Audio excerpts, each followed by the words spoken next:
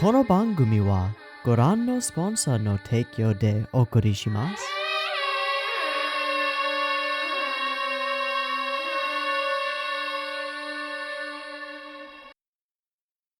By reason of these things, then, the whaling voyage was welcome. The great floodgates of the wonder world swung open. In the wild conceits that swayed me to my purpose, two and two there floated into my inmost soul endless processions of the whale, and midmost of them all, one grand hooded phantom, like a snow hill in the air. It's not hard reading the last paragraph of the first chapter of Moby Dick to think that Herman Melville wasn't writing about a creature of the sea, but one of the sky. A great beast cresting above the clouds like a snow hill in the air. Welcome everyone, I'm Teeaboo and I am here for ReZero, starting with episode 17. Things are about as bad as they could be. Wait, no they're not. Now there's a giant whale that eats people's memories. It's worse. It's worse, distinctly, in every way. Fucking bad stuff, man. And I like it. I'm like Ishmael, like Ahab, drawn to the whale. It's so intriguing. It's such a cool wrinkle. There was so much setup for it. It was just sprinkled in there many episodes ago, and then finally we're there, and it's happening, and it's way worse than I could have expected. So I've got some questions. 1, do we survive this? 2, do we remember the people who didn't survive this after we survived this? I don't know. This whale seems to have something more powerful than the ability to just thwack you with an enormous tail fin. It seems to destroy memories.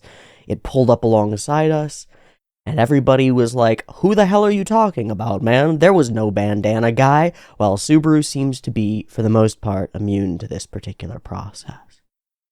So, our characters on a mad dash back home to the Roswell estate to save their friends and their loves and their sister and everybody, instead take the wrong way and find themselves eye to giant eye with a great monster of this place. Oh baby, oh buddy, oh boy, it's exciting. I'm thrilled. I'm terrified. I'm thrilled, but I'm terrified. I want to know the mechanics of this memory-eating thing. For a particular reason.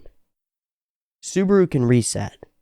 Go from one location to another, one world line to another, or just drop back in time. However it's working. And the one thing that he really gets to bring with him is his memories. So if we start introducing elements of this world that can mess with the one through line that holds our character together across timelines, that's worrisome. We seem to have gotten around it by making him somewhat immune to the power, because he noticed that Bandana Guy was missing, and they didn't. But it still scares the ever-loving shit out of me. And it makes me wonder, can the whale eat Subaru? And if it does, what happens? Does it retroactively erase him from the timeline? Like, how false Hydra are we gonna get here?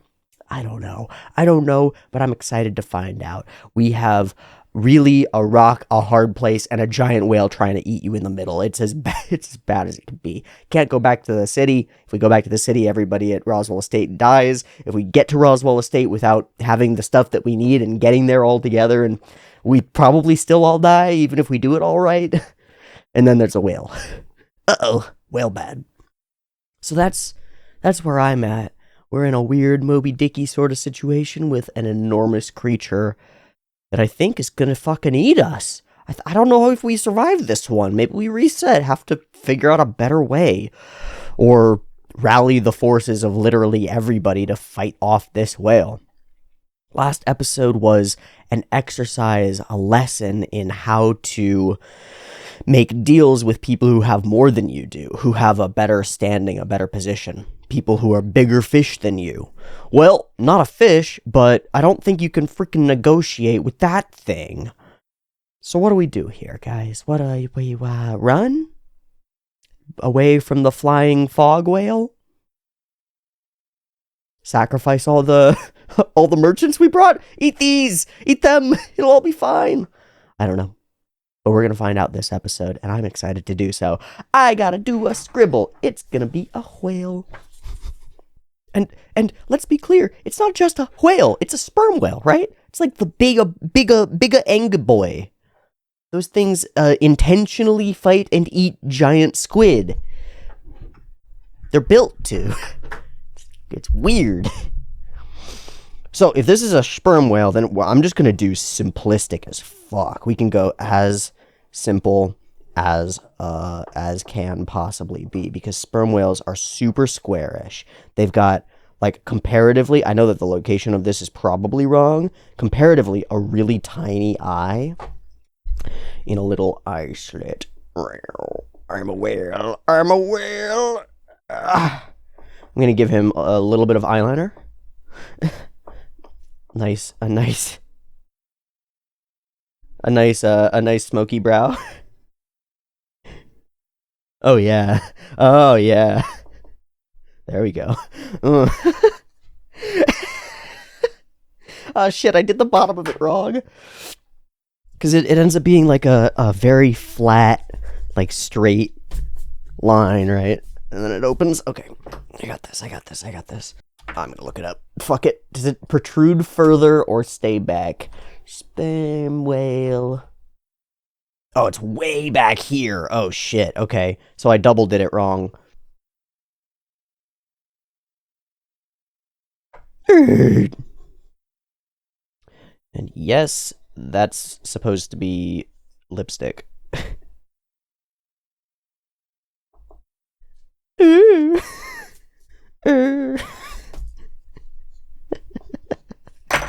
Oh, it's stupid. Sperm whales have teeth, right? Oh my god, they have fucking teeth. They're like pikes. They're like, god damn. They're like this big, this long spikes. Holy shit. But they're not in the upper jaw. That's super interesting. So they don't even have teeth in the upper jaw at all. They've got holes in the upper jaw where the teeth sit. Ah, things I totally didn't know about the biggest toothy predator on Earth. Is there a larger non-toothed predator? I'm trying to think. Is there? This article that I found says sperm whales, the largest toothed predator on Earth. Is there a larger non-toothed predator? Sperm whales. They're straight up the largest. Toothed or not toothed, largest predator. Blue whales are the largest carnivore, though, because they don't actively hunt and kill their prey. They just filter them. Okay, yeah, fair. Baleen eating krill isn't really carnivorous to me. I mean, I understand you're eating a member of Kingdom Animalia, but it doesn't fucking count. Sperm whales, motherfucker. Terrifying. Genuinely the scariest boy. Even with the little bit of eyeshadow and lipstick to make this one very pretty. Still a very scary boy. Okay, or girl. You know what? I'm not gonna be... It could be either. Anybody can wear lipstick, look pretty if they want to. Fuck it. Boom! I name her Janine. Well, we've got a hot date with Janine the giant sperm whale, and we'd rather not because we need to get to somewhere right now to save some people who really matter. I could see this going any number of different directions. I haven't really done much theorizing about how it will actually go because it's such a big question mark at present. But I think we probably die at least once to the whale, which probably resets us to the city, which gives us another opportunity to put the information and ideas that we got about negotiations and stuff into practice. Maybe with a better perspective. I don't know. Let's watch the episode and find out what our boy in another world gets on up to when faced down with the world's largest predator now flying and eating your memories. Nice. Nice.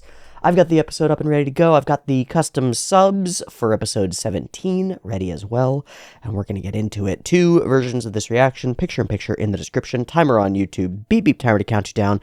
This is very frustrating. Somebody commented about this on a video last week that I keep like fixing my hair mid videos, and I didn't used to do that. That used to be partly because I would wear this and it holds my hair down way better, but it's partly because I cut my hair a little bit and it's just short enough that it always pulls out from under my dang headphone headbands and just falls into my face. So it's either I cut it way shorter or I grow it out longer again. And I'm currently in the growing it out longer stage. I don't know. Maybe I'll freak out in a month and decide to shave it all off. I don't know. I do things like that. Let's watch the... Totally irrelevant. Let's watch the episode. Beep beep timer.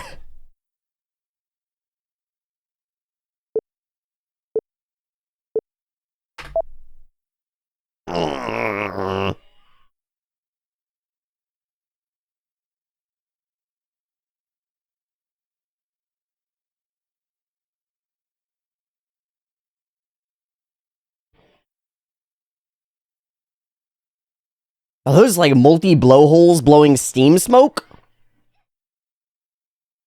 Seems like it.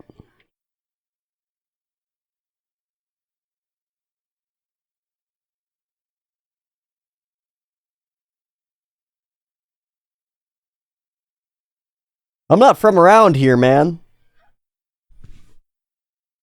The whale. Oh, those are wrong. I just looked at sperm whale teeth. I just looked at them. Those are incorrect. Those are molars. They're all fucking points.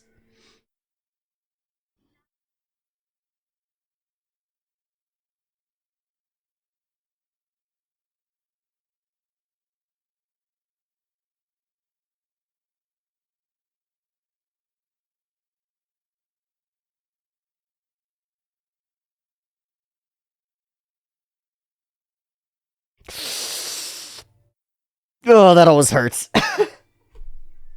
Even braced for it, it hurts.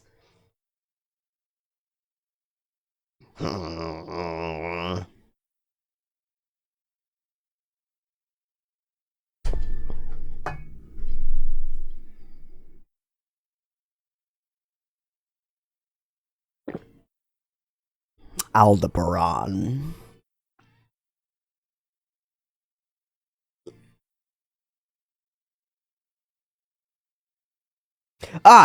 So there's this scene where she's there, and so maybe we convince her to come and help us?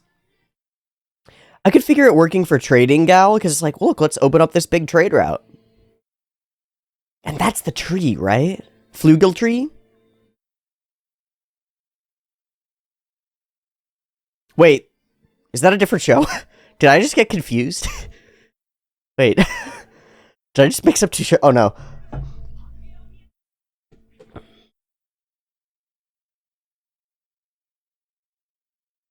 Smart.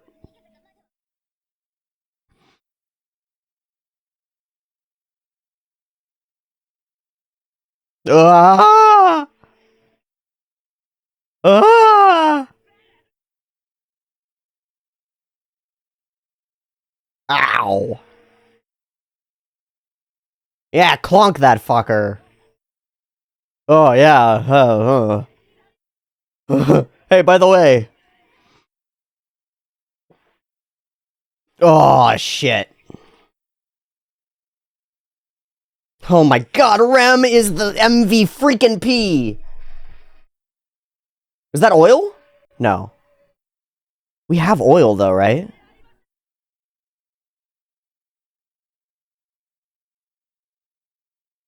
Big boy doesn't give a fuck. Maybe it's the light. Maybe it's the media.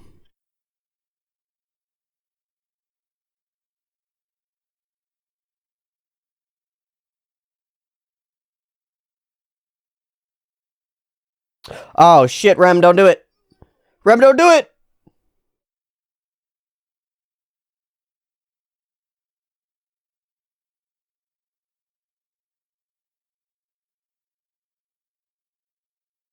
Can't let that go.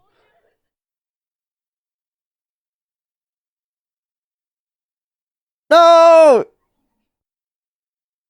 No!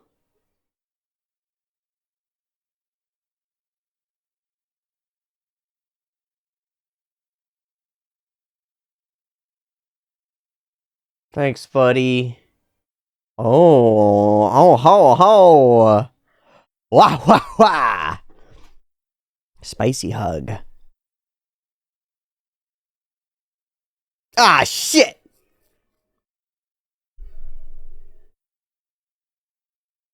You're just paralyzed. God damn it, Rem, not again. God damn it, Rem, you're too important for this. He's gonna. No! You're the reason.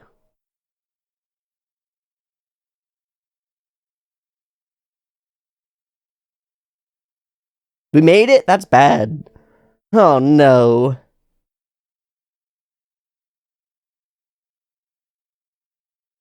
Oh no.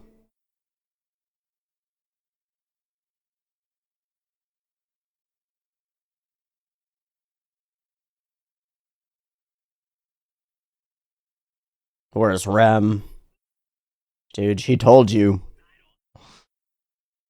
Noble.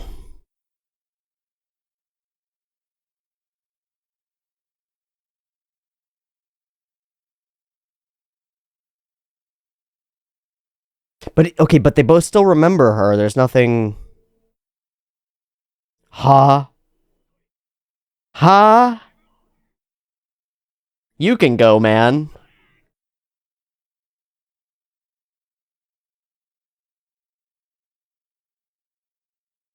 It doesn't matter.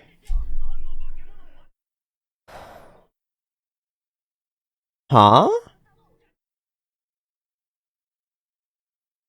What did he realize when he saw it up close?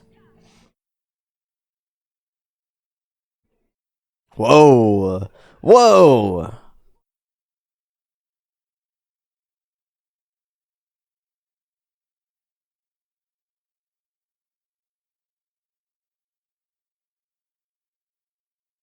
Reinhardt's predecessor? Oh. Called out. There's one way. She knows too, man.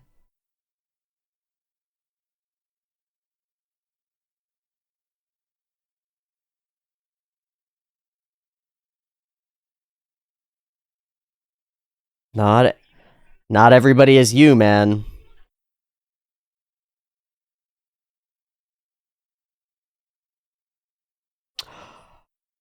There it is.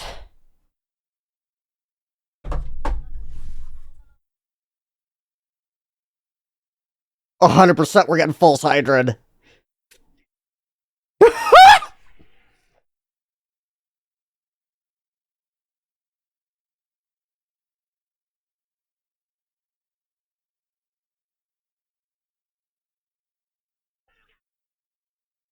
Super interesting. So it took a couple minutes.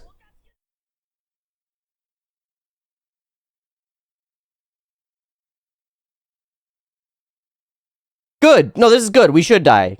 This is good. I know I'm doing the weird pragmatic thing that people don't like sometimes, but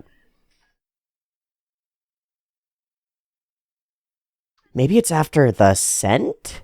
Why doesn't it affect him and it's after him?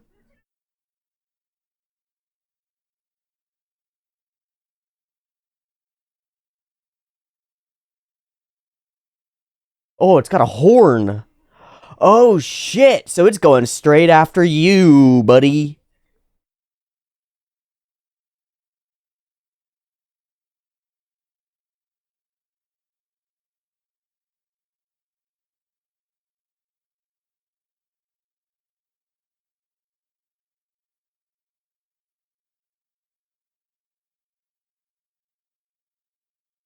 Damn, Otto.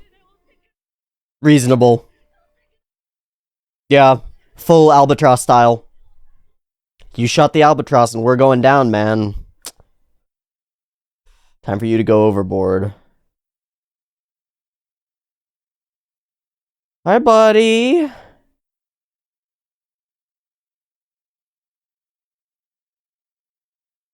Yeah.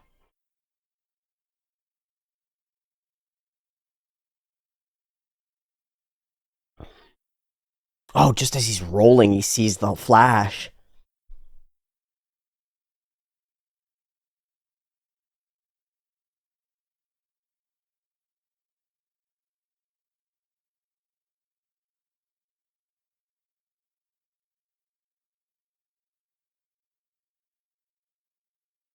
That's hard to watch. That's really hard to watch.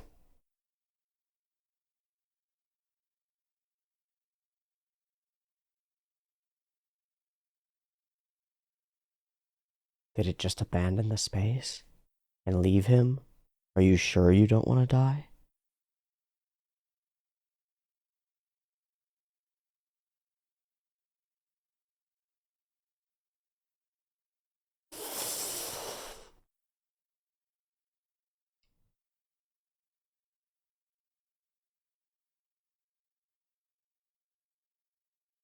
Oh shit. Got immediately killed by the cult.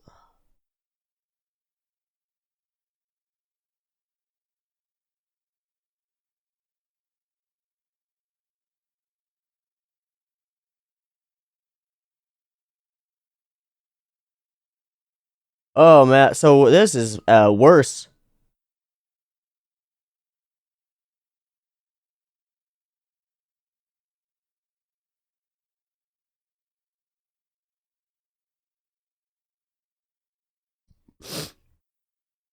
As far as we can go. Oh no. The kids are still alive? That's good.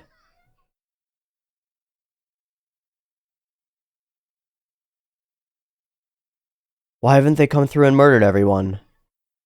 What happened? What stopped them? Or are we here too early?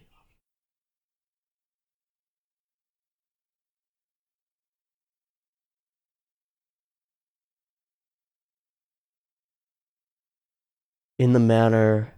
So we must have been gathered up by Ram? The kids must have. Oh! Ah! Okay, not. I thought you were somebody else.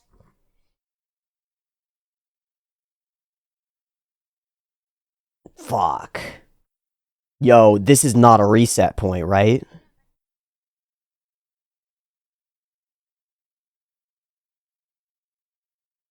Just for crystal clarity, this is not a reset point, right?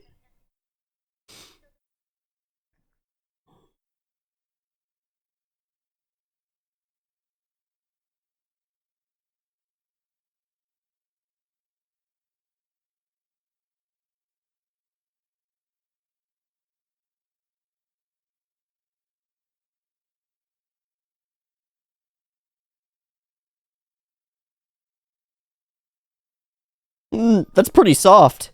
It's pretty chill. Oh, no, no, no, no.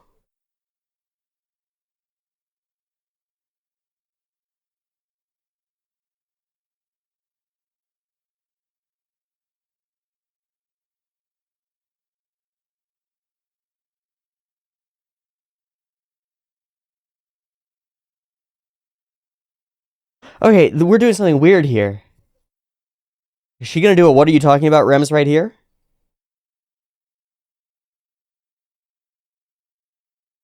Fuck!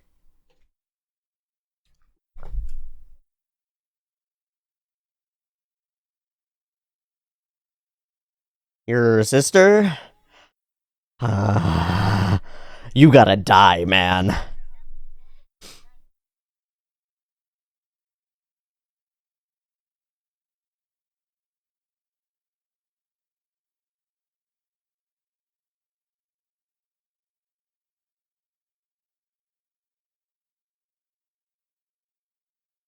It all gets credited to you, and fuck.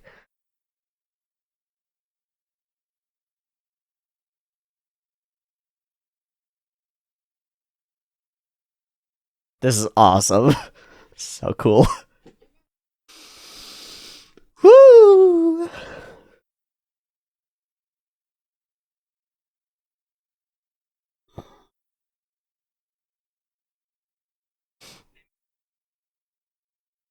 Watch.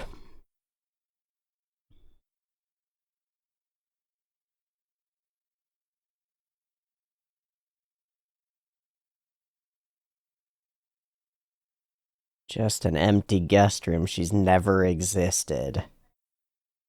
She's never existed. Erased from reality. From the past.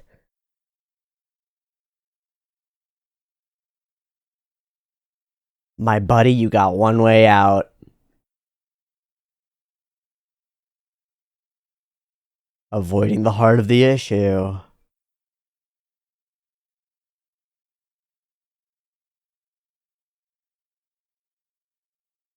Straight to Amelia.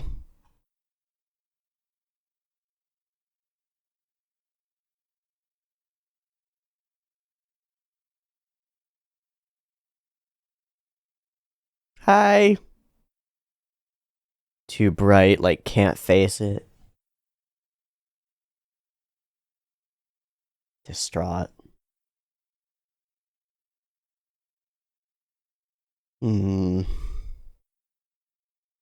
We gotta get out of here. No, man, no! You gotta explain. You gotta explain, man. You learned this. You learned this.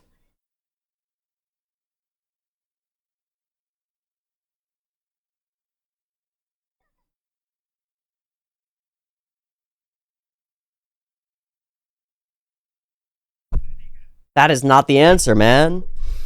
Just explain the situation.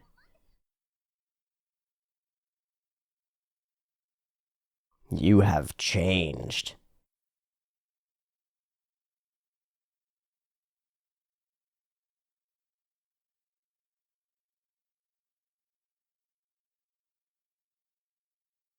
Meaningless.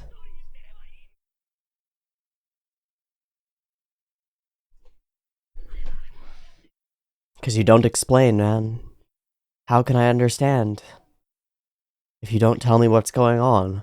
Maybe the facsimile of me does.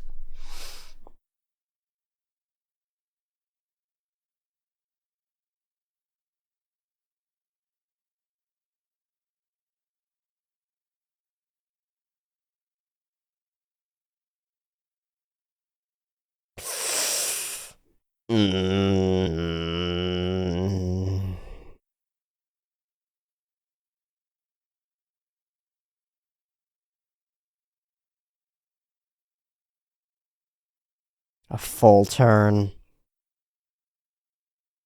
Oh, she still sees through it to him. Because he's talking about himself.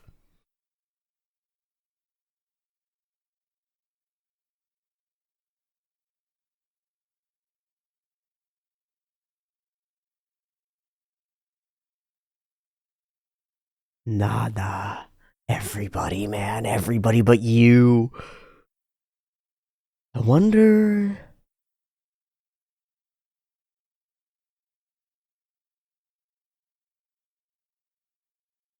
Do it, man. Let's go.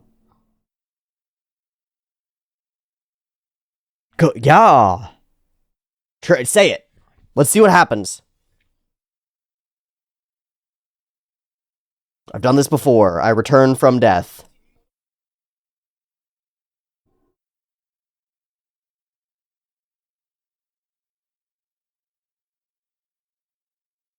Like caressing him. Say it! Do it, motherfucker!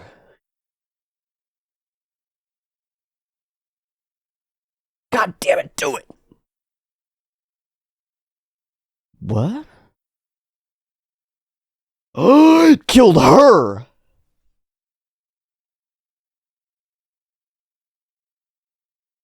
Yo, what?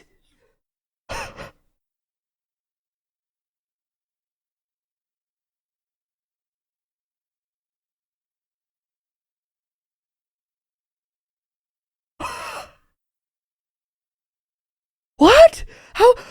It changed its mind? It changed, what? Oh, sick mirror of the head-on lap scene. Oh, Yeah, about.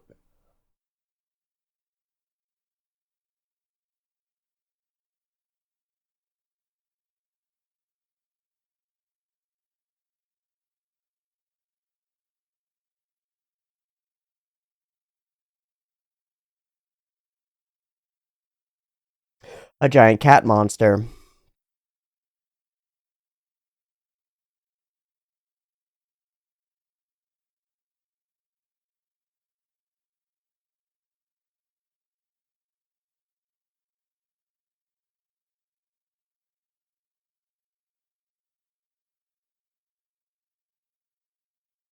Do you understand, Betty?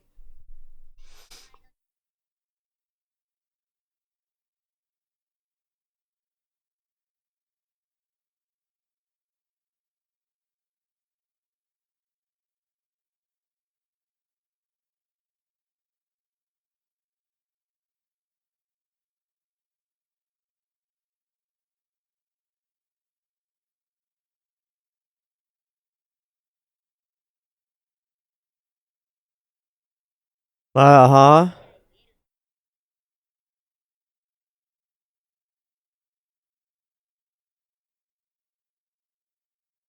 Where are you sending him, Betty?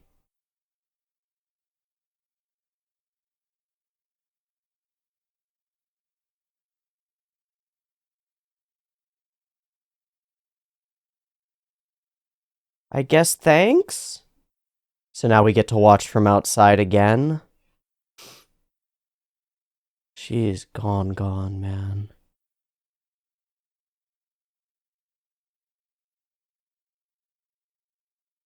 Maybe not?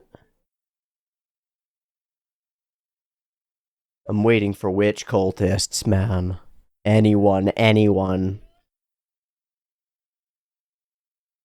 Ooh! Gladly.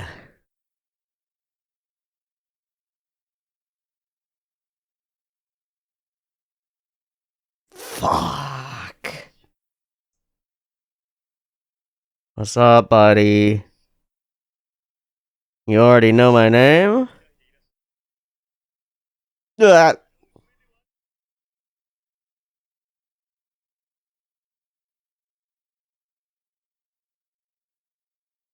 The ordeal? Yeah, you're working really well for us.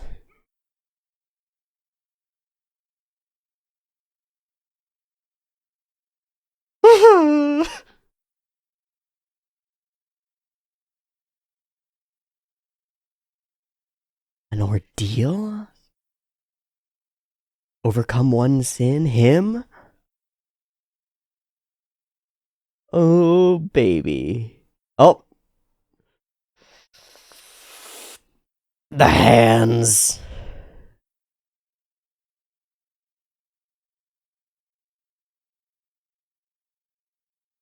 I guess you're not supposed to be able to see that.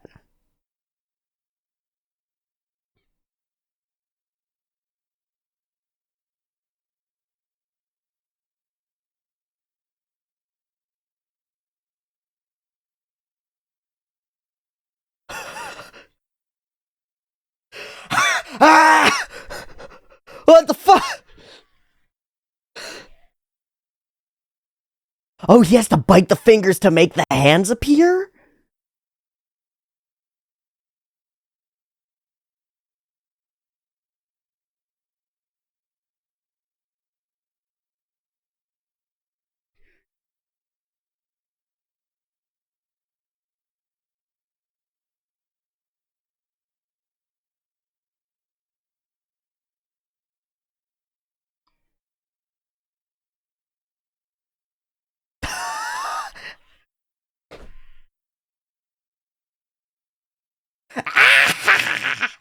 Whoa, Puck.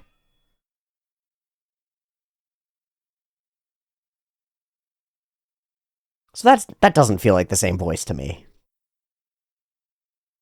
My daughter.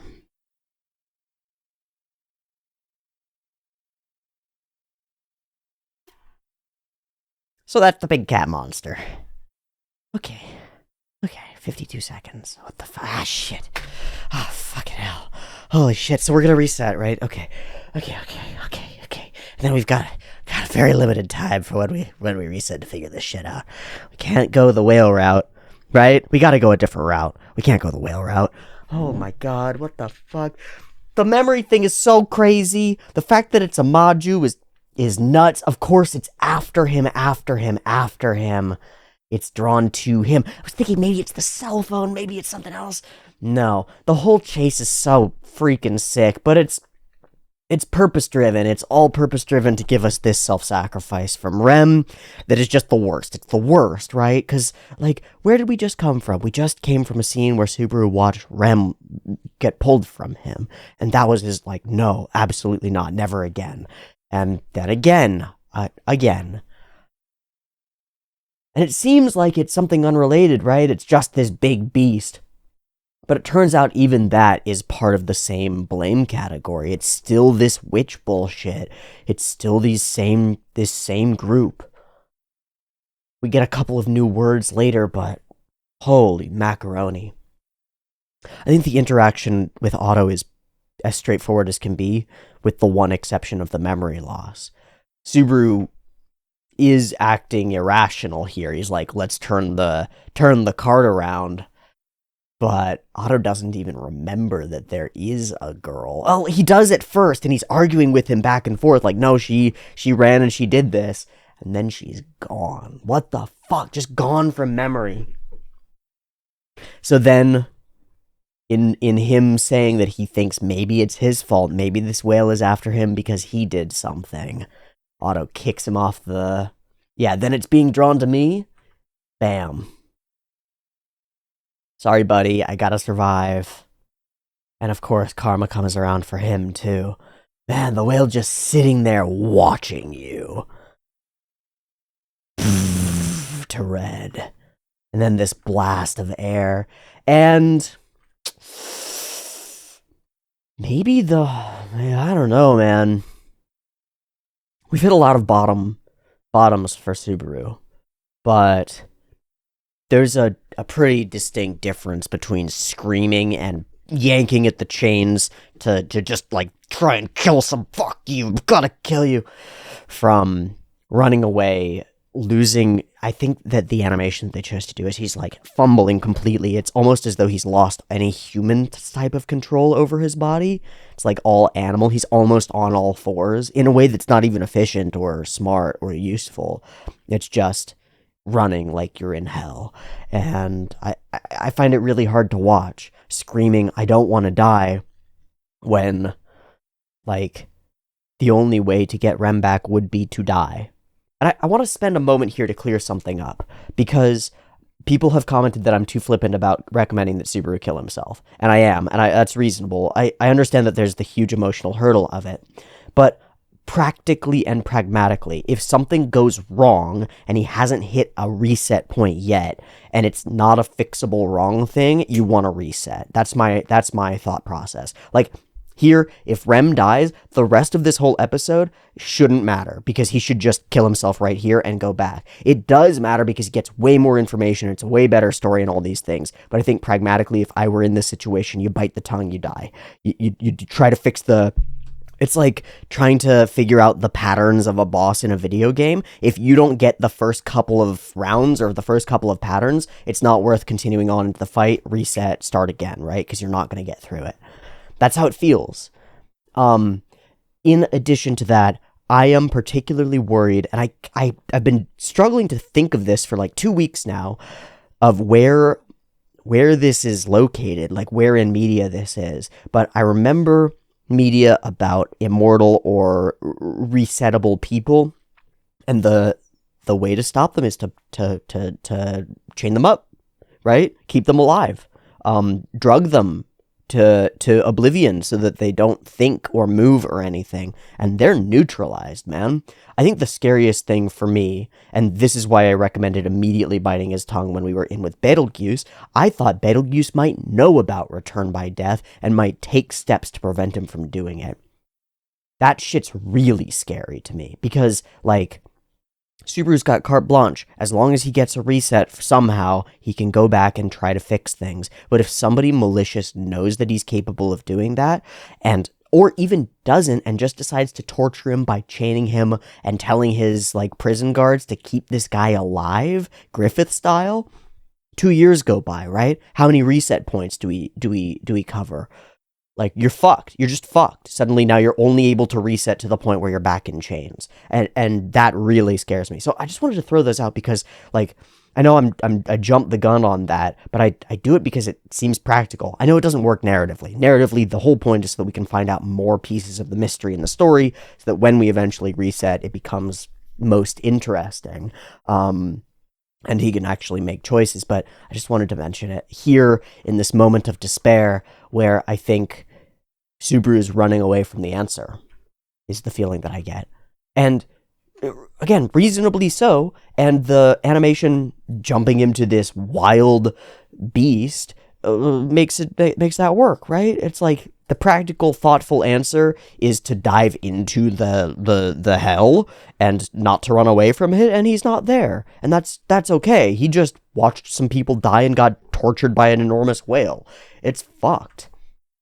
I didn't get it until the end of it, but this moment when he gets sort of blasted over.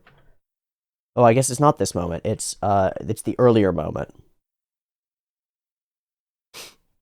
Yeah, here where it's rolling by and we see the eye, the ground, and he's tumbling. I thought that was cool.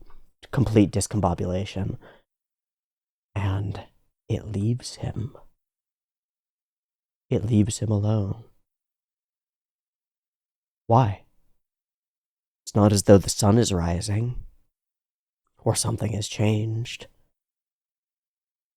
Just decides it's done with him. Maybe it's done enough? I don't know.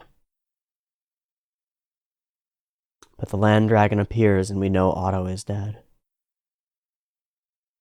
We arrive early enough to see the children and meet with Rem, but none of them remember. She's been wiped from reality. Absolutely terrifying. Really freaking cool. I love the hesitation at Amelia's door and how it combines with what Rem said about always, Rem does say it, perfect for a loser, afraid to approach the heart of the matter, who'd do anything to put it off a little. Absolutely harsh. So fucking harsh. Amelia's reaction to him. And then we see exactly that here. Just a terror at going to face her. And the room is too bright for him to look at. It's like, that cringe of feeling like you've done something wrong and you're speaking to somebody righteous. And like they have, in your mind, they have the worth to judge you. In a way that you can't really, like, judge yourself. She's immediately standoffish. Got those little sweat drops. Like, this is maybe he'll play it right. And he super doesn't. He just comes with orders. We have to leave. You have to leave. And I know best. And you must follow me. He's racked by emotion and need to get this across. But he forgets literally everything that he was taught by Krusha and by all of them, especially by Anastasia, and what we talked about regarding like how to win friends and influence people. I need you to leave here. For me. I mean, it's really for your sake, but I don't have time to explain. Doesn't do it. Like, if he just explains the situation as best as he can, I have information. It says that the witch cult is going to be here and it's going to be really bad, and we gotta go. Like, we're not prepared to stand up against this. Not you, not Rem, not me. Not Beatrice, not Bubby. Nobody. We're not ready. We gotta go. There's at least a chance that it works.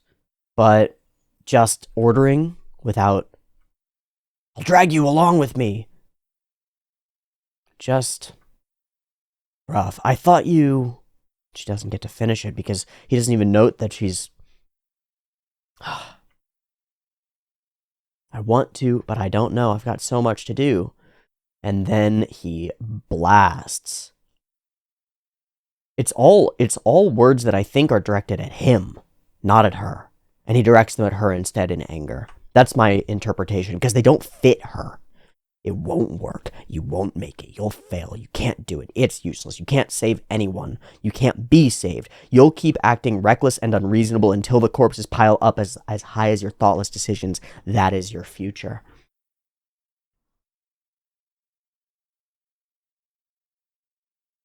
Tries to tear her apart. Why? And even in this stream of insults, she sees through him. Amelia's too good. She sees through him and sees that his tears are from pain. Who is Rem? So he goes for it and it kills her instead. Like it knows that he's willing. He's never gone for it that far before. Would it have done that otherwise? I don't know. Fucking wild. So he stays there until the red light falls. Betty says some interesting stuff. He won't die. He'll just return to his original form. Please kill me. She refuses. But beyond that, she refuses and says, you understand nothing. You understand nothing at all. In a way that I think indicates that she understands quite a bit of what we don't think she does, if that makes sense. Die on your own. I want no part of it.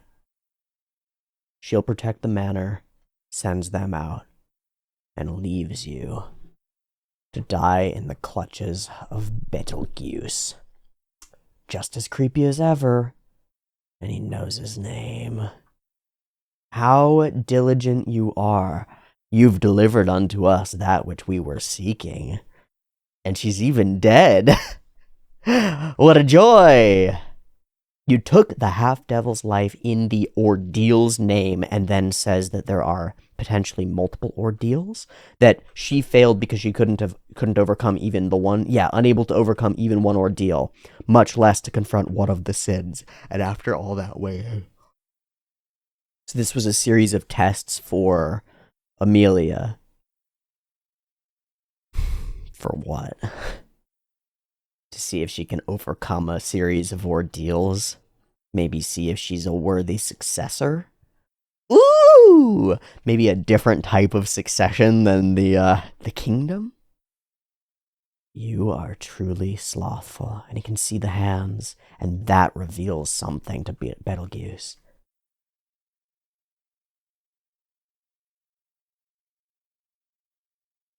And then Puck arrives. Okay. We gotta watch another one. It's just required. It's the necessity. I need it. I need it. So I'm gonna take a quick break thing and see you in a sec for episode 18. Peace. Okay, ready, set, and go for episode 18. I'm gonna shut up and let's get to it. Beep beep timer. Hi, Puck.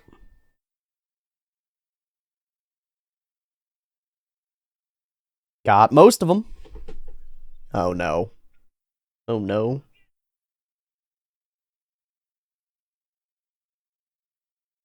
Oh, changing. Oh, the hands. Boom, boom, boom, boom.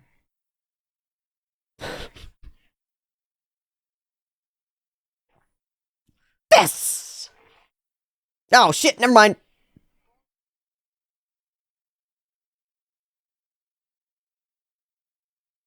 Hi, big boy. 2,000 shadows? You fought Satella? That was Puck.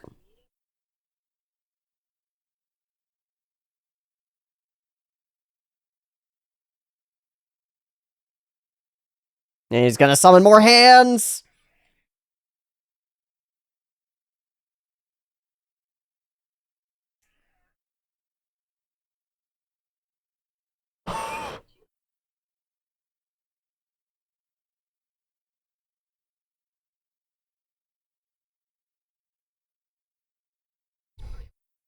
A fool like. Oh! Damn.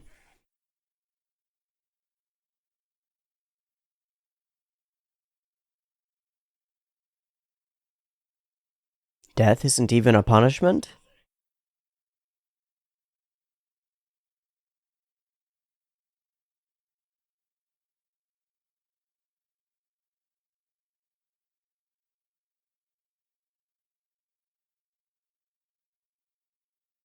Yeah, alright. Sure, man.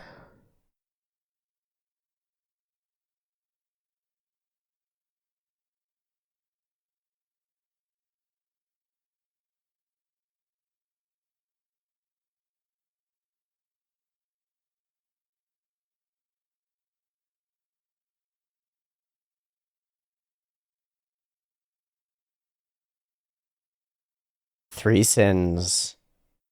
Freeze.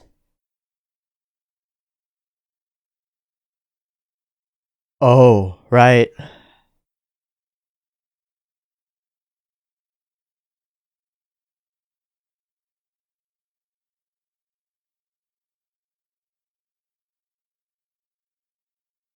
Well, have you won?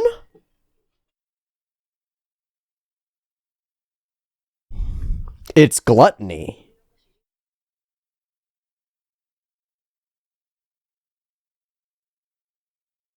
Ow. Puck, I want to do better.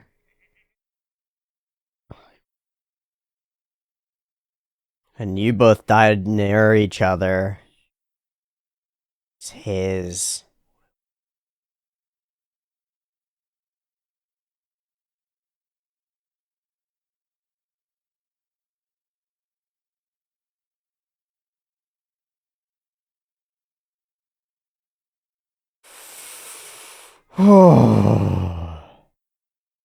Hiram, you're still here. You look bad.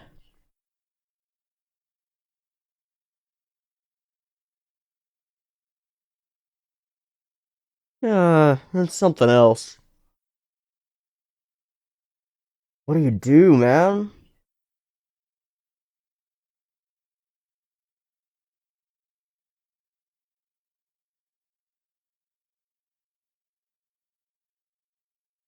Alright, now we're gonna be in a rush.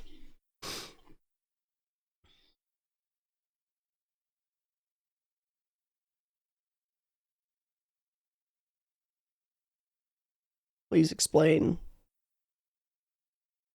Okay. He just hides it.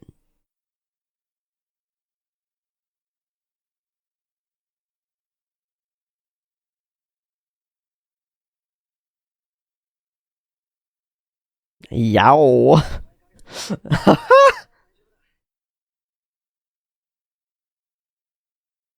Yeah, good reasons for those. You what?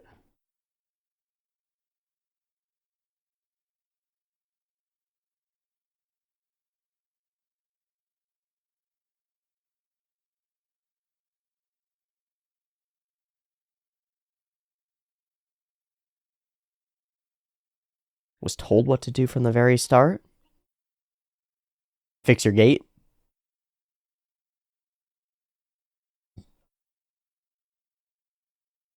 Yeah, but what is the conclusion that you've come to? This all sounds really good, man. This all sounds really good, but you're gonna come to a terrible conclusion, right?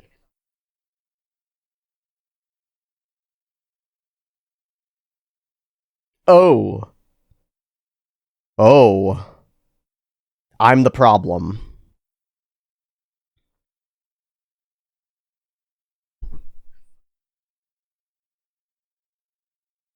Just gonna run away. Wow. And the whole world will end. The whole world will end. You know that, right? You know that, right?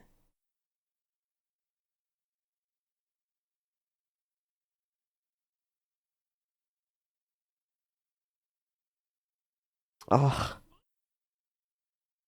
Ugh. Nope, I'm leaving that.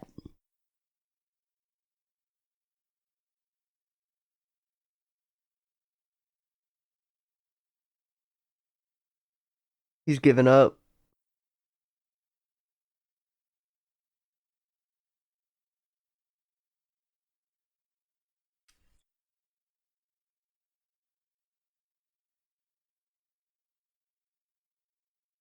Oh no. Oh no.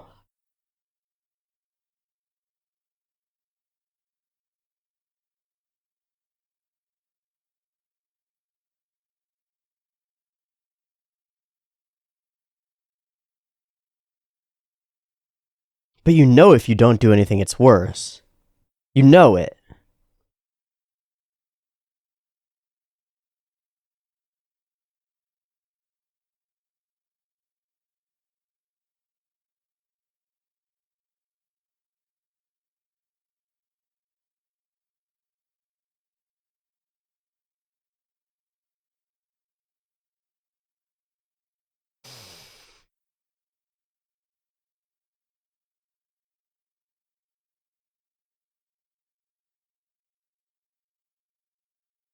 Until the world freezes in a week.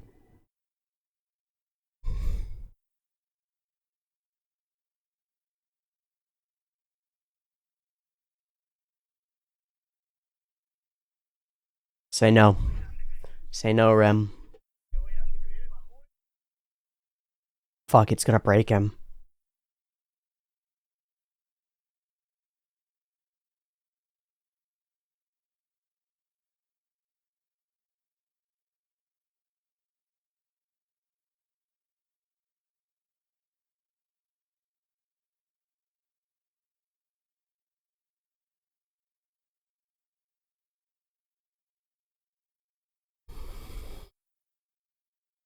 Mm-mm. You're abandoning a future.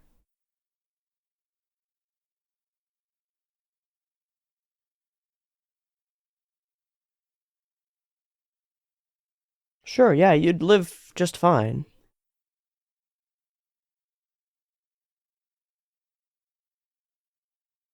Yeah, you would have a hard time, Subaru, but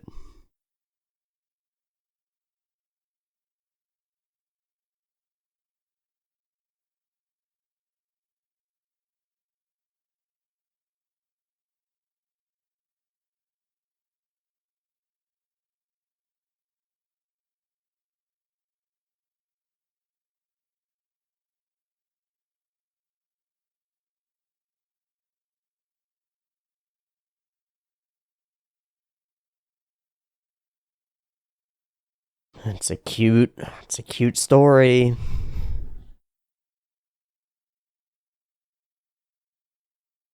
Kids.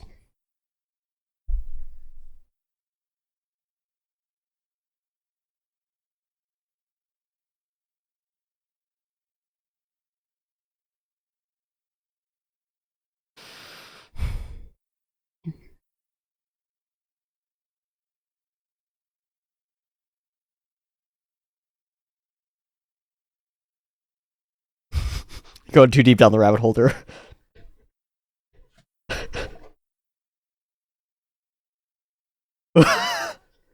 This is a lot.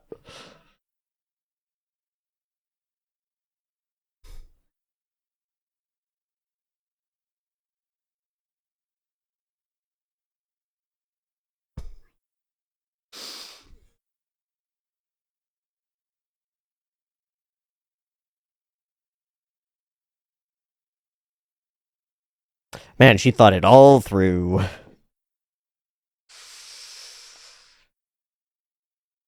And the reason you can't? And the but?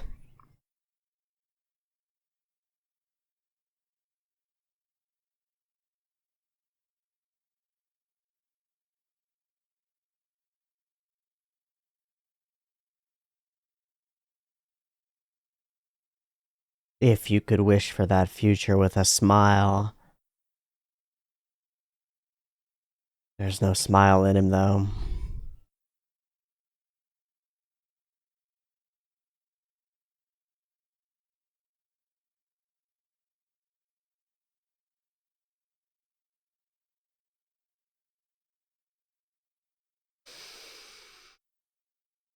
I'll be walking away with the mask. She's right. She just nailed it. She just nailed it. She'd be walking away with the mask. Oh, buddy. We don't have time. There are no answers. I've already found all the solutions. I'm the only one.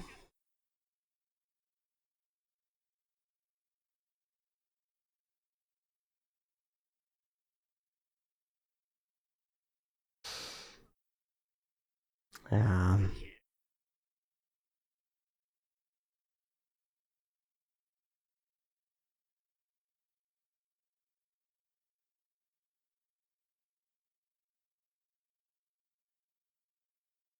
None of the loops have happened.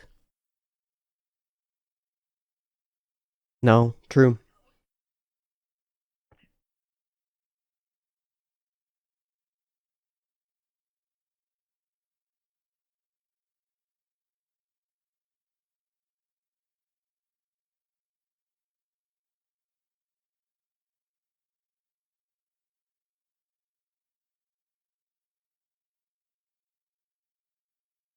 Not gonna budge.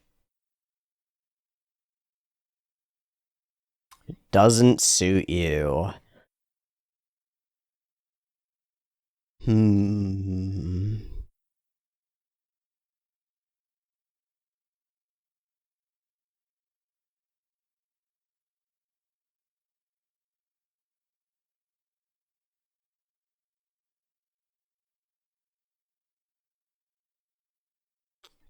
It doesn't suit you. It's an easy thing to do, but not for you. Ooh-wee.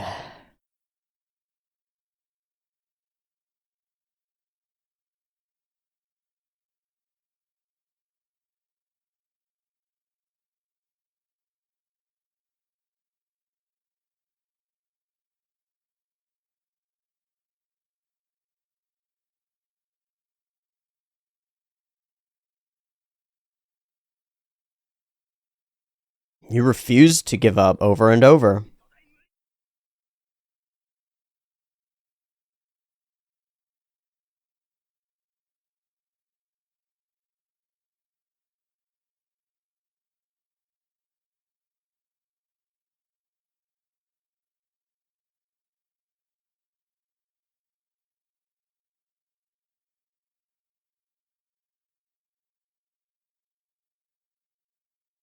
Sounds like the human condition. Mask off.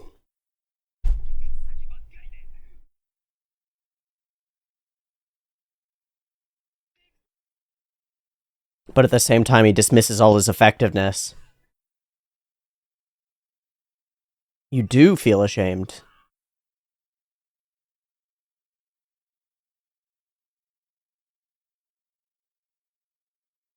And that's what pride is, isn't it?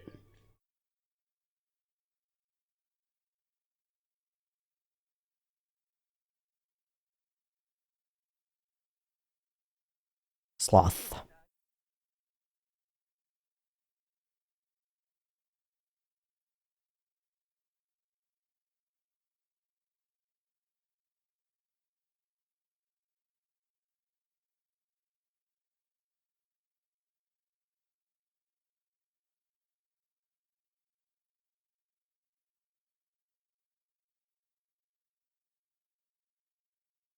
Pride.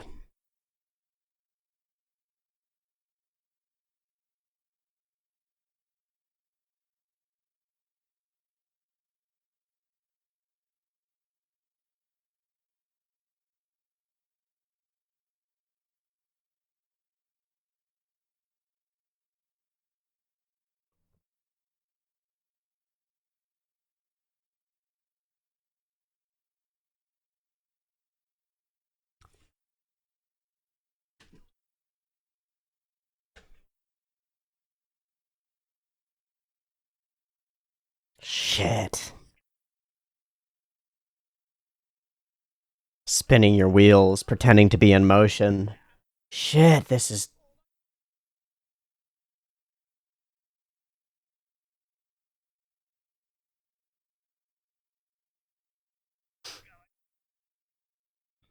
And you hate that self.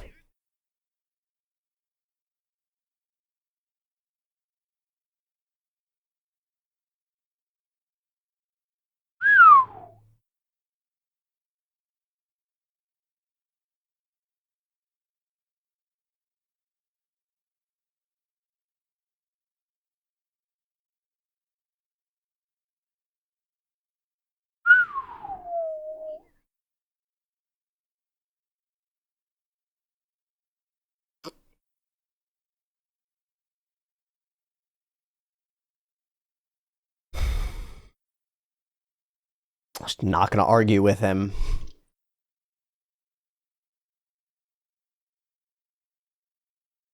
Just mention good things.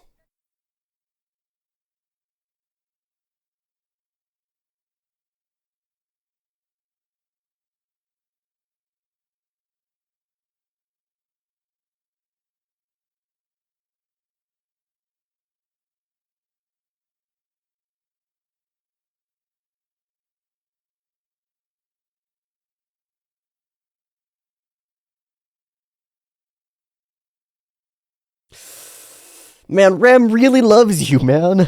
Shit. Oh, shit. And that's what Betelgeuse was all on about, was about love, too.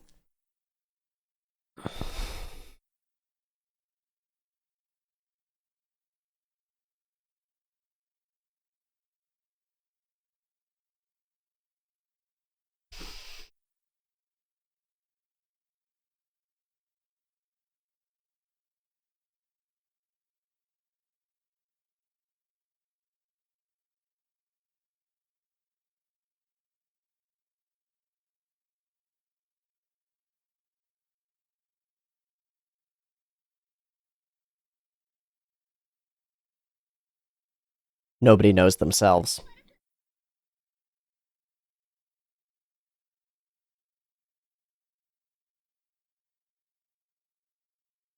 She thinks you're worthy of it. She thinks you're worthy of it.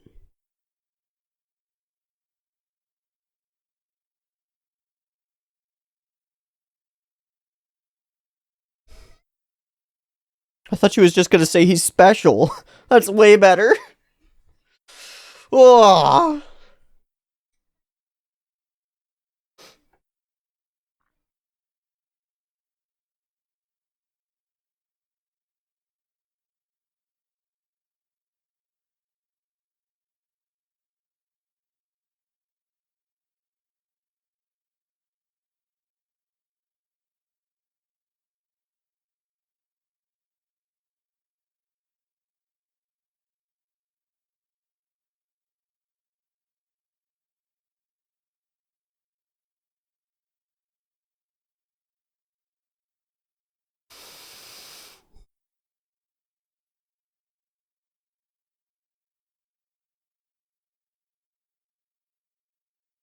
Yeah, you saved her from there.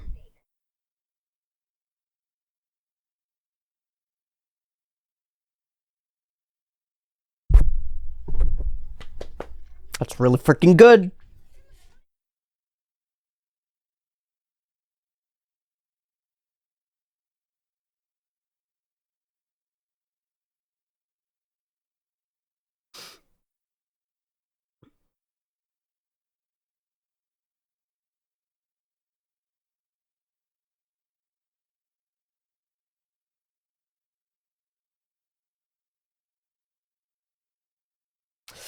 Ooh, rough.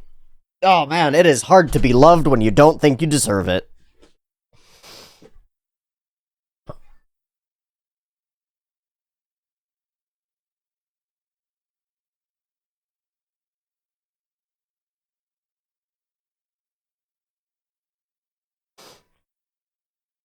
How fucking stupid am I?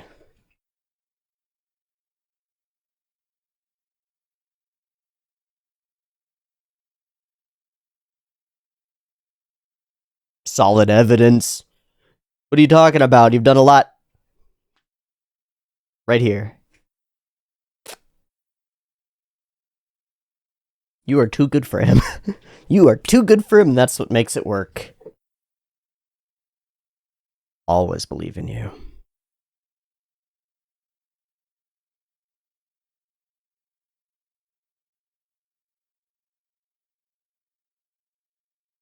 Aishitemasu.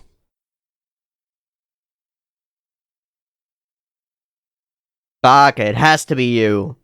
Yeah. Yeah. Ding dong.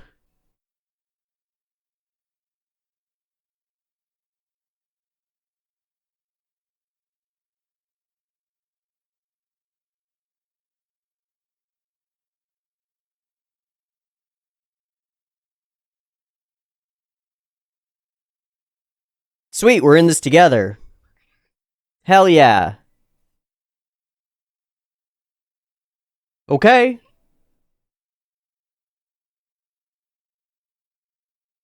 Restarting life in another world from zero.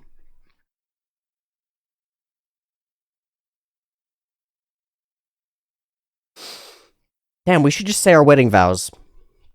Just say the wedding vows. I vowed to always try to be awesome.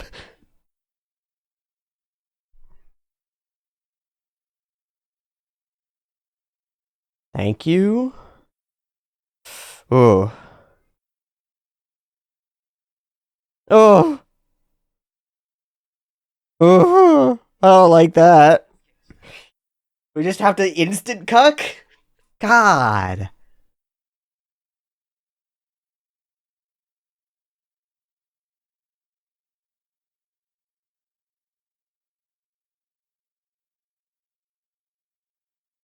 Yeah.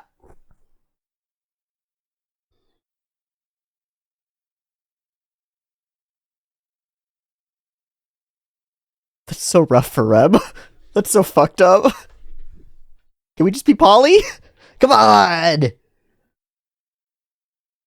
Always able to reach his hand out.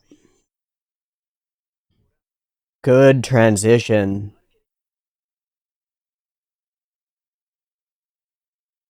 Together. Together!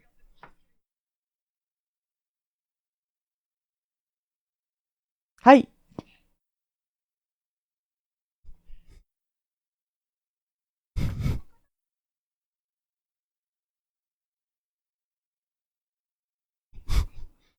He did propose to run away with you and live forever and have kids and stuff. That's pretty cute. Seriously, Polly, though. Come on.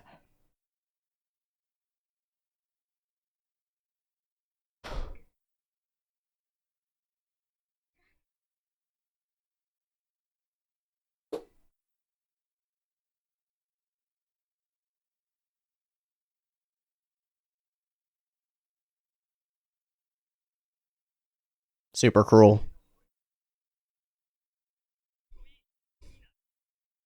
Okay. Different fire in his eyes. Thank God she's here. Because he was way off the deep end.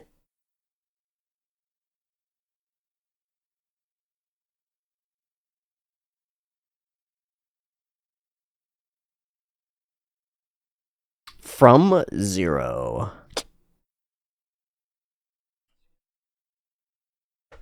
So now we get the title. This is the title drop? That's the title drop. God damn it, I didn't want to know anything about this. I know we see her in the OP, something about Crucia. Oh, schmackarino, that was wild.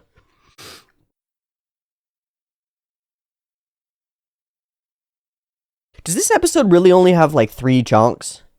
Chunk 1, speaking in the frozen land. Chunk 2, running away, and then it's all, literally all this. It's all this conversation. That's the whole episode.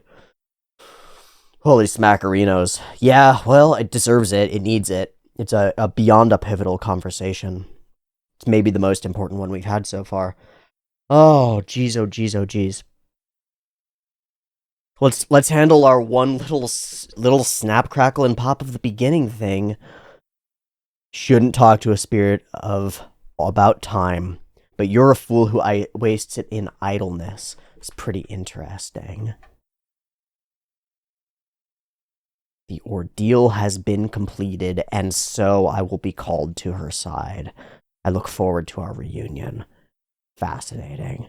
And then we have truly a little talk as Subaru is freezing throughout it. Broke a promise.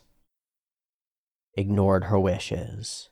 And then you allowed her to die. And Puck doesn't even know that he really caused that directly.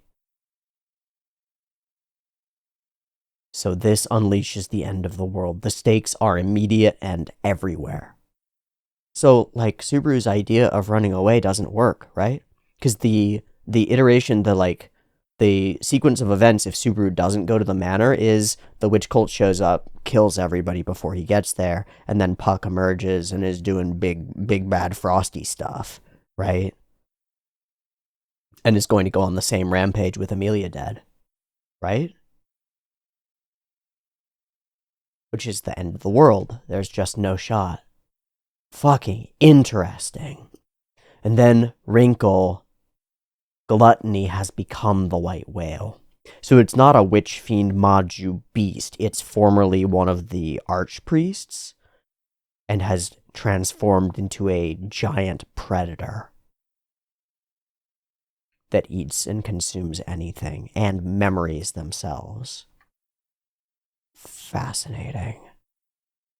And as we fade out, the laughter that is Betelgeuse's becomes his own. His hatred of self. So Betelgeuse is a mirror. Sloth, sloth, sloth. And yet very effective. I let them all die, and now it's me. Truly are slothful, Subaru. And that's Puck's voice, right? Yeah. Hell. Tired indeed. And then begins to do the exact same thing. Yank, let's go. And then he masks up. All you've seen is pathetic, depressed, or both, so now I'm gonna be great. I figured it all out. And it feels like a wind up towards something good. But once we got a little further into it, I was like, oh man, I've solved it all. All I need to do is become an evil demon lord and take over the universe. It's like, he's immediately gonna go in a wrong path. But it's not that one. It's not a forward-thinking wrong path at all. It's to withdraw and to run away. Oh. I've bothered a lot of people. But I guess I know I was told what to do. I guess I don't know when to give up. We frame these sort of heroic but kind of maniacal, with Rem just dead center nonplussed. Let's run away. The mask is all on. And she immediately believes in him. Oh, you figured out something amazing. No. I can't do anything here. I can't do anything there. It's useless. Run away. We see there the dynamic that's been built up really playing out as Rem tries to be supportive and supportive and supportive, and Subaru bowls over her with his actual thoughts and his kind of violent, self-hating rampage. They all told me, I've seen these bodies dead. This is it. We shouldn't be here. And so then he twists it into something cruel, an ultimatum. You, me, or someone else. It's like, crazy. She starts it with a refusal, and then runs through all of the possibilities in a way that demonstrates so crystal clearly that she loves him and would love to live with him for the rest of their lives. Even thinking through about his job prospects and how bad they'll be. Children, and how it might be weird if they only have female children and he'd feel awkward there. It's really lovely, this dream world. But I'll stand by you the whole time. I'll believe in you no matter what. So then let's go. And her response is beautiful. I would be truly happy to die that way if you could wish for that future with a smile. But the expression on Subaru's face is not a smile. He knows he's running away. Just knowing that you want me makes me so happy. And so he breaks. I've already thought it through. I've thought through every option. I've suffered in every way. And so I finally gave up. You can't understand. We can't just think about this more. There are no answers. I'm certain. I am perfect, is basically what it says. It takes quite a bit of pride to think that you've already exhausted all your options, doesn't it? Effectively, it's saying, the thing that I thought of first and second and third are the only possible options. Because we've had, 3 loops in this circumstance? He's thought of, a couple plans. Run back on his own, die. Run back with help from people in the city. They don't want to help. Die. Run back with Otto and some transport and try to save everybody. Fail and die. I've thought of 3 things. It's really? Because if you were really listening to those conversations that he had with Anastasia and Krusha and even Priscilla and everybody else, a lot of them weren't telling him, get the fuck out of here, you're useless and you've got nothing to offer. They were telling him, you've brought nothing to offer me at the table. If you want to negotiate better. You might have something worthwhile, but you haven't brought it to me. Subaru can be a charismatic and convincing fellow. He's got lots of options. But he sees himself as fully dead-ended, and that kills your creativity. Just thinking that I have no other options, rip your options. You're not going to look outside of the pit. So she hits back with, it's easy to give up, and that sets him off for what I see as pretty reasonable reasons. She can't know that he's been through this multiple loops, but we know that he hasn't been through this 10 billion loops, right? When you're a certain number of loops in, it makes a pretty reasonable sense to feel like you're in the time machine situation. It's well, fate is fate, and I can't stop this no matter what. But we're not there yet, man. We're not there yet. Still, it's easy to give up is a slap in the face to Subaru. It's easy, and this launches him into a tirade. What? Don't give me that. There's nothing easy about it. You think that I'm doing nothing, emptying my head, cutting myself off, and throwing it all away. Those are the things that he lists out. And those will be kind of a refrain as we go through. I'm not able to do anything. My head is empty. I feel empty inside. And I'm cut off from everybody. These are going to be a through line all the way through. And that's all it took? No, it was not easy. And we flashed through all the deaths and the misery. The easier thing was to think that there was something I could do. A reason to keep going. At least then he could pat himself on the back for his heroism, for his moving forward, in the same way that he does in that circumstance with Wilhelm, and he's about to get there. But there's nothing. There's no way. They all lead to giving up. If I could, I would. But I can't. She reaffirms it. It is easy to give up, but it doesn't suit you. I love this. It's not easy for him to give up because it is actually antithetical to the core of his being. His mask might be the kind that gives up. His believed self, his perceived self, what he thinks of himself as, is the kind of person who gives up. But we and Rem have been watching him. This is a persistent fucker. Hell, I talked in the beginning about how often I say maybe you should just bite your tongue off and die immediately, my guy. And he doesn't do that. He persists. Takes a lot to get him to give up. And the only times he really does, usually, are when he's got a reason to go back and try again. He's wrong about himself. At the fundament. And you can see that that's part of what's breaking him right here, is that he's choosing a path that is wrong to his soul. he's backed up into a dead end, and so he chooses to go backwards, to go away, right? Like run the other direction instead of trying to find a way to climb out or fight through or whatever his instincts and his spirit would guide him to. Instead, he tramples on that and tries to give up. I don't understand, and I can't pretend to. But I know you're not someone who can give up on something halfway through. You smile when you talk about your wishes for the future, and you're someone who cannot give up on that. I am not wrong. You have not given up on anyone. Yes, I have. It was foolish of me to try from the beginning. I'm so small. What do you know about me? I have no strength, but I want it all.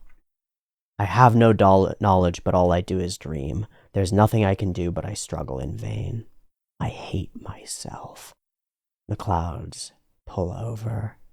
All I do is talk a big game and make myself sound like a big shot when I can't do anything. I never do anything. It's amazing that I can live like this and not feel ashamed while you do. I'm empty, nothing in me at all. I know that. I know it's obvious.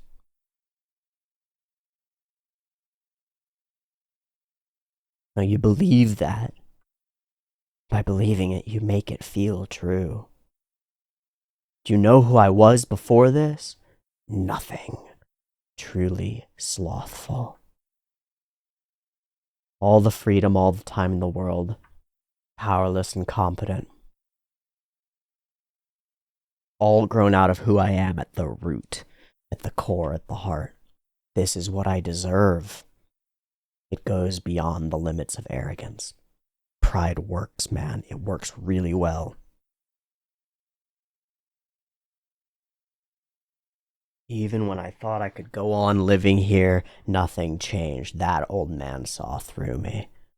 Wasn't trying to get stronger, wasn't trying to make things better. I was just striking an obvious pose to justify myself. This calls to what he's been doing the whole time. Taking a role, pretending that he wasn't just sitting on his hands. I wanted to be told there was nothing I could do. I wanted to come up against the wall. Posing. Because at core, I'm small and cowardly and filthy, worried about how others see me, wrapped up in my ego, and it hasn't changed. He gets it all out. The lowest of the low. I hate myself. I hate myself. That took 10 minutes.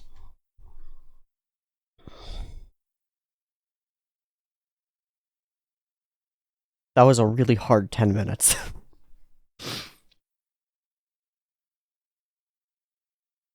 Character turns the lens of self-awareness upon himself and finds only flaws. It's amazing how much you can cripple yourself by ineptly becoming your own psychologist.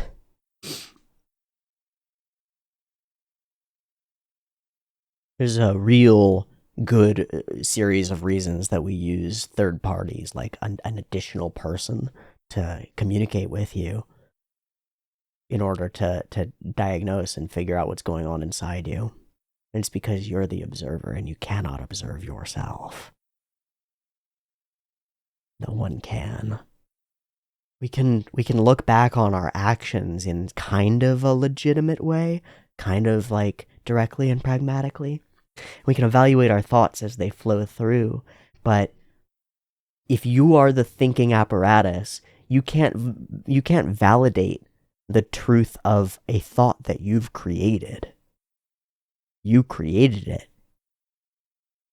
You can spin up thoughts from anywhere, and man, they very often ring true to you because they came from you. It's like they're triangulated out of your brain structure, and when you think about them again, they triangulate back and you go, yeah, that's true, even if they're ridiculous. You can't see yourself.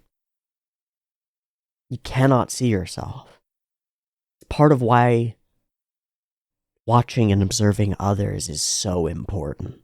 It's part of why I do this and watch and witness these characters, because characters are, whether it's conscious or unconscious in the author, they're examples of people, and they're people who act like people, or at least how the author thinks people act. And they often, very often, have a strange mirroring effect, where by witnessing a character act in a certain way or speak certain words, you can recognize those same feelings and thoughts that you've never seen before, that you've never become aware of, that you can't see in yourself. You can see them, you can see the results of them and the consequences that these characters face. And those might take you to a place where you go, oh, I think like that. Because I'll bet that watching this with me right now are a few of you that thought like that at some point and realized it because of Subaru. And I'll bet it because I know how many of you have told me how important the show was to you.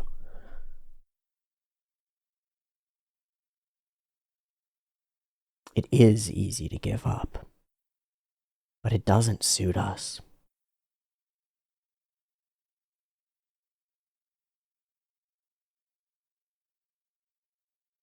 Rem doesn't try to argue with him. She doesn't try to knock down his points. She just presents her own. Things that he can't argue with, I think. First, a truth. Dark as it can be, you still reach out your hand. And then, truths that are hers. Things that she loves about him. You believe yourself worthless and empty. Your hands are too small to hold all of this weight, but they're strong enough to hold mine and make me feel safe. I love it all. Just wanted to tell you all the wonderful things I know about you. As beautiful as can be. You just don't know me! Who knows you better? And his answer is me, and that's always the wrong answer. It's always the wrong answer. You ever get in a conversation with somebody, and they say something, and then somebody else is like, did you just say blank, blank, blank? And they're like, no, I didn't say that. You're like, yeah, you did. And they're like, no, I know what I said. I know what I said. I know exactly what I said. No, you don't. You probably are the least knowledgeable about what you said, and what you did, and how you think, and who you are, and the way that you actually act. Most people, I'm going to say this broadly, most people go through their lives believing themselves to be something that is so dramatically different from who they actually are that it would be impossible to tell that they were from the same person. Most people are so wildly disconnected from their real actions and real behaviors that it's almost absurd. Especially when it comes to goodness or altruism, traditionally good virtues. Most people are way not that. But almost everyone will say, I'm a really nice person.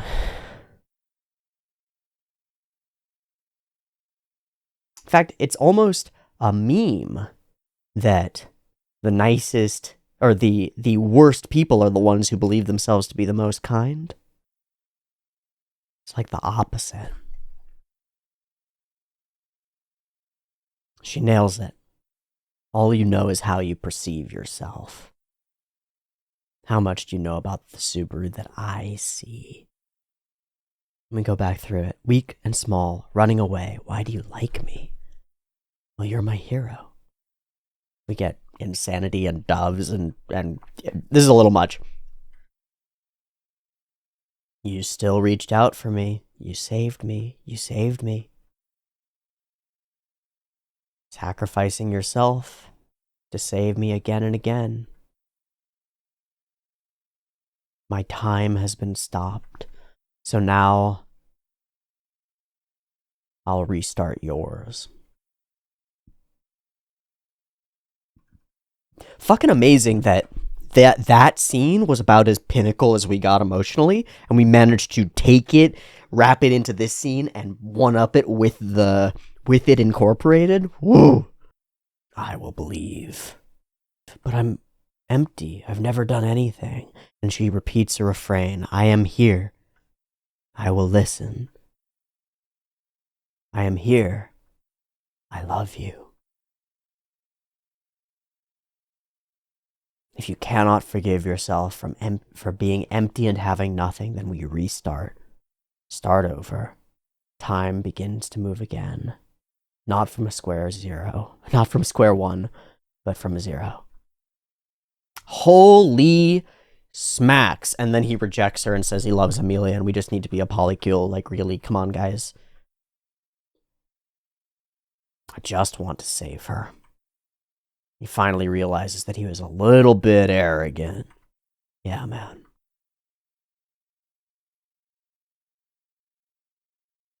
To a future where we can all laugh together. And away! So we start over with smiles on our faces thinking about the future from zero.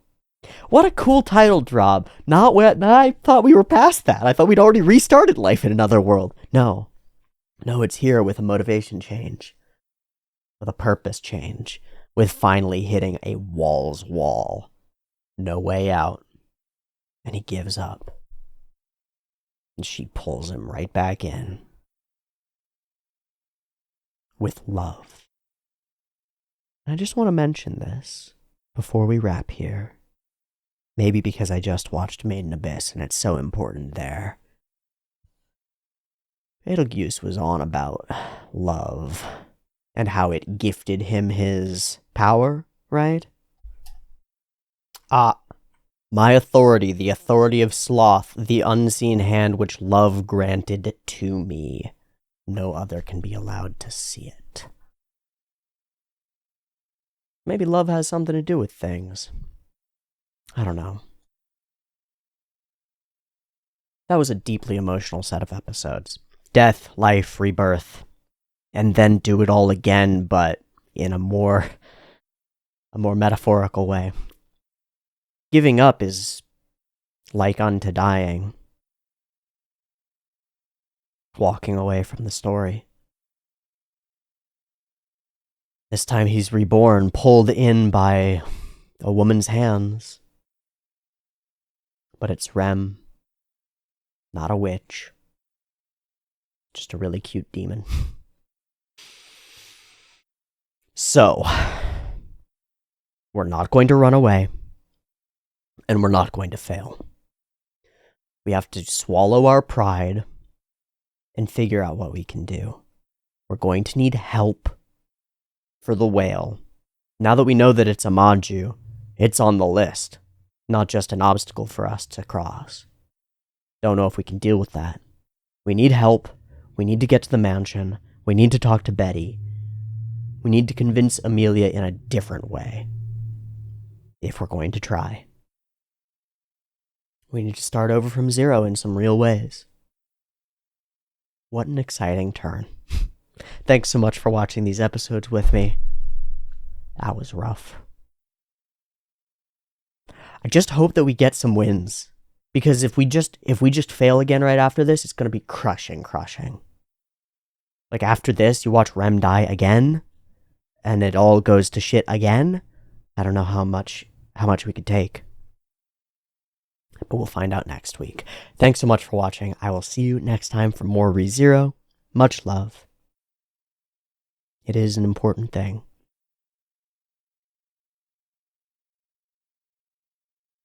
And, if the voice inside you talks shit about who you are, maybe it's lying. and maybe you don't know who you are at all. Good luck. Love. Peace.